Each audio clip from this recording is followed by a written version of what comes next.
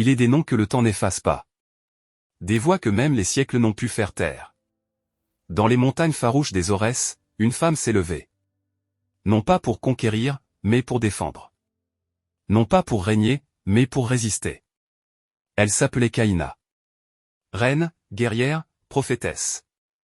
Elle fut l'âme d'un peuple, la dernière flamme d'une liberté menacée. Voici son histoire. Une histoire de courage, de trahison et de légende.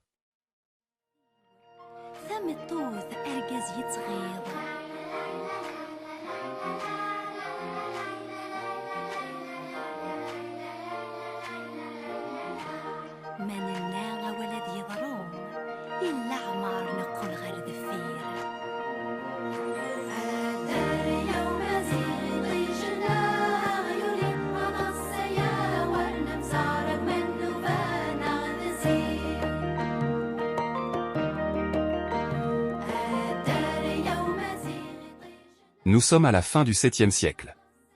L'Afrique du Nord, connue sous le nom de Tafarka, est secouée par les conquêtes arabes. L'empire omeyyade avance inexorablement, portant l'étendard de l'islam et l'autorité du califat. Face à eux, un peuple fier, les Amazighs, enracinés dans leurs montagnes, leurs traditions et leur liberté.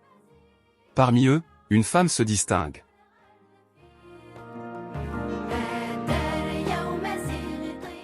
Caïna, aussi appelée Dia, était issue de la tribu des Djerawa, dans les montagnes des Aurès. Les chroniqueurs arabes la décrivent comme une prophétesse, une reine dotée d'une force peu commune. Mais plus encore, elle était l'âme d'un peuple, elle unissait les tribus, inspirait le respect, et imposait l'autorité. Profondément enracinée dans la culture amazighe, elle portait en elle les valeurs de liberté, de solidarité et de lien à la terre. À une époque où les royaumes se faisaient et se défaisaient sous le poids des empires, Caïna incarnait la résistance d'un monde ancestral. Une femme d'autorité, respectée par les siens, qui se leva non pas pour elle-même, mais pour défendre l'honneur et l'identité d'un peuple, les Amazighs. Face aux armées du califat omeyyade, Caïna ne s'est pas inclinée. Elle a levé les tribus, unifié les voix, et dressé l'étendard de la liberté sur les sommets des Aurès. Sa stratégie ? Le terrain qu'elle connaît mieux que quiconque, les montagnes, les vallées, les pistes invisibles. Dans un affrontement mémorable, elle inflige une défaite humiliante au général Hassan ibn Nouman, contraint de fuir. Durant plusieurs années, Caïna gouverne une terre libre, d'Alger jusqu'à Gafsa. Mais consciente que l'envahisseur reviendrait, elle prend une décision terrible, brûler les villages, détruire les récoltes, ne rien laisser à ceux qui viendraient soumettre. Cette tactique désespérée choque, divise, affaiblit les alliances, mais montre à quel point elle était prête à tout pour préserver son peuple de l'asservissement. Caïna savait que le combat n'était pas seulement militaire. C'était une guerre pour l'âme même de l'Afrique du Nord. Et elle comptait bien ne jamais se rendre. Mais toute résistance a son prix. Hassan revient, plus fort, avec de nouveaux renforts. Cette fois, Caïna ne peut contenir l'assaut. Isolée, trahie par certains chefs amazighs ralliés à l'ennemi, elle affronte l'inévitable. Selon la légende, elle meurt les armes à la main, au milieu de ses guerriers, fière et debout jusqu'au dernier souffle. D'autres récits racontent qu'elle fut capturée, mais refusa toute reddition.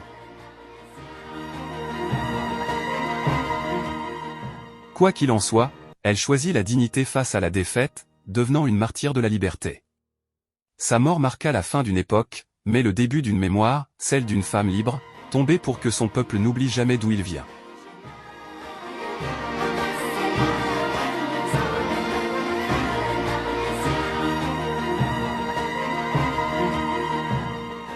Caïna n'est pas qu'un nom dans les livres. Elle est un symbole. Le symbole d'une femme libre, d'un peuple insoumis, d'une culture millénaire qu'aucune conquête ne pourra effacer. Dans les rues d'Alger, les montagnes de Kabylie ou les écoles des Aurès, son nom vit encore. Caïna incarne cette mémoire vivante de la résistance, de l'identité et de la fierté amazigh.